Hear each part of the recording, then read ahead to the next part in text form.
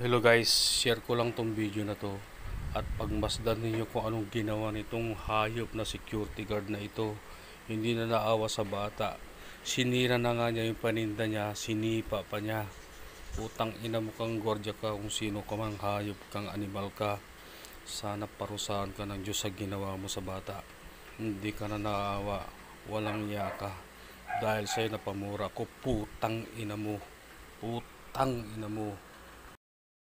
Sana makita ito ng kinaukulan at mabigyan ng hustisya ang bata sa ginawa nitong walang hiyang security guard na ito. Sana makulong ito.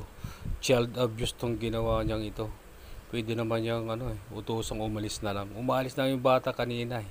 Inila pa niya at kinuha yung paninda niya at sinira. Saka niya sinipa. Grabe guys. Hindi ko kaya to. Putang ina mong security guard ka. Putang ina mo, mamatay ka na, sanang hayop ka.